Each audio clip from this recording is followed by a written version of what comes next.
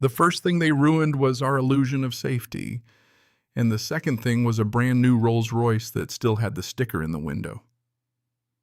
I remember stepping outside that morning and feeling for a second like I'd wandered onto the set of some awful prank show. The car looked like it had been auditioning for a demolition derby. Amelia turned white, then quiet, and there was this beat where you could hear the neighborhood itself exhale. We'd just moved into what everyone calls a perfect gated community, the type identical mailboxes, hedges trimmed like commas, neighbors who wave with the exact same amount of politeness. Amelia had been promoted finally police chief, the kind of achievement that wakes up your family with a little extra pride. To celebrate, I went stupidly romantic midnight blue Rolls custom interior, a ridiculous present for a woman who had earned every uncomfortable hour of it. She parked it in the driveway for the evening just to admire it before we cleared space in the garage that was our first naive mistake. At dawn, the violation hit like a fist. The windshield was spider-webbed with cracks, the hood caved in just enough to look vindictive, and long, hateful scratches scored the passenger side like tally marks of contempt. Someone had swung a bat with intention, with anger, with a sense of entitlement that almost tasted like triumph. Tucked beneath the windshield wiper was a perfectly neat note. Rule 17B. All vehicles must be parked in the garage overnight. This is your first and final warning. Welcome to the neighborhood. If you know Amelia, you know the look that followed, not the hot, cinematic fury people expect, but a cool, clinical assessment that lays out consequences the way a strategist lays out a map. She took a picture of the note, then picked up her phone and said two words that made me feel both terrified and oddly safe. Send forensics. We learned a new vocabulary that week. Glass spall latent prints. Chain of custody, the precise way someone in gloves folds evidence into envelopes as if tucking secrets into a pocket. Men in navy jackets move through our lawn with an almost ceremonial calm. Tape flags fluttering at the edges of broken glass, like tiny surrender flags. And we learned the name that had become the quiet governance of our streets. Carol, the HOA president. The woman who smiled like a hostess and administrated like a monarch. The architect of petty laws that had long been accepted as civic decor. We went to our first HOA meeting after the wreck because that's what decent people do. You go, you nod, you sit through the debate about gravel versus mulch. Carol stood up and gave a speech about community standards with a smile that had the sharpness of a blade hidden in silk. Her eyes kept finding us the way a predator's gaze finds a cornered rabbit. The room hummed with the low static of polite fear. Neighbors shifted in their seats, the kind of tension that lives under forced civility. Amelia let the speech breathe, then she stood, and the room did something almost physical. It contracted. "My name is Amelia," she said, plain as a ledger entry. "And as of last week, I am the police chief for this city." You could hear a pin drop and then someone's dignity sigh away. "The vehicle vandalized at my home is now part of an active criminal investigation. We have reviewed security footage and recovered latent prints. The air in that room rearranged itself in an instant." Carol tried to spin it into a misunderstanding. "Maybe kids," she said with thin laughter, "maybe a prank. But evidence has the shy cruelty of truth. It doesn't care for speeches." Amelia moved with the same surgical patience she uses on the job. Meticulous reviews, silent interviews, evidence logged with almost devotional care. Then the first twist landed blunt and terrible. The footage showed two figures, teenagers swinging with force and familiarity, and one of the fingerprints on the note matched Carol's. There is a particular awful poetry in watching someone's facade betray them. The queen stripped of her crown by her own family. Carol's sons were the ones on the video bats, raised like entitlement incarnate, their movements loose with the arrogance that privilege can teach.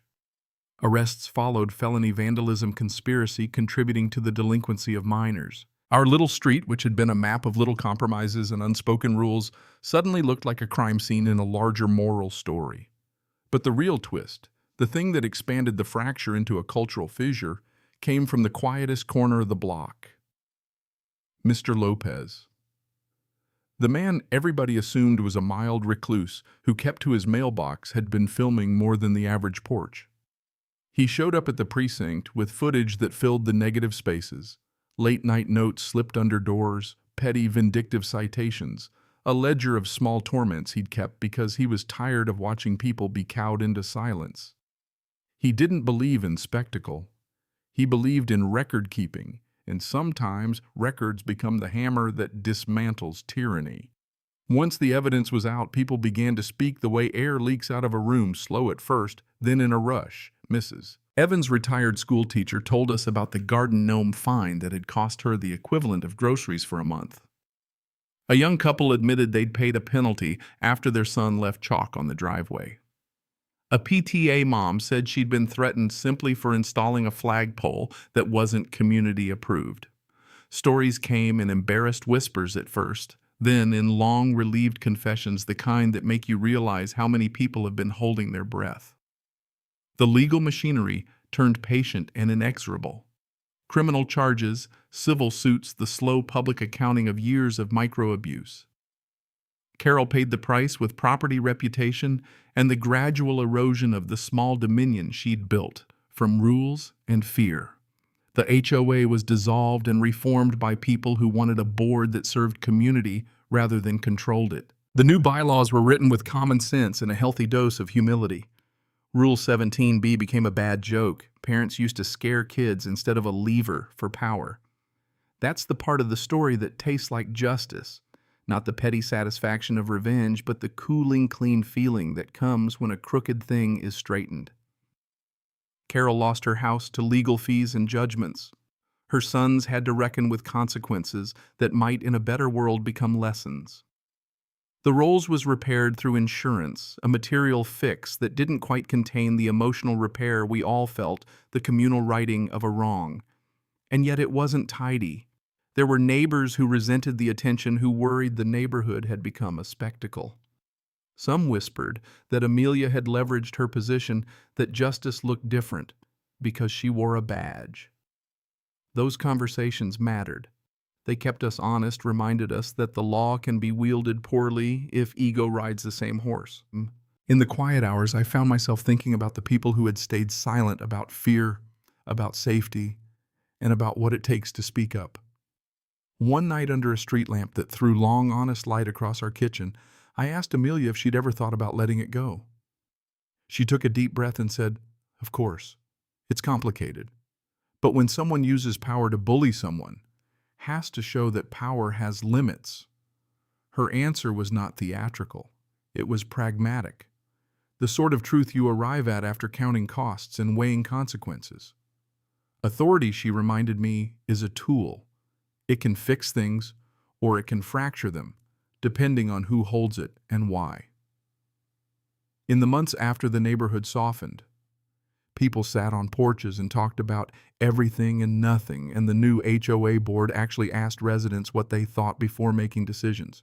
Kids chalked on driveways without fear, and garden gnomes took their place without fines. Mr. Lopez started a little community email chain with tips for reporting problems sensibly.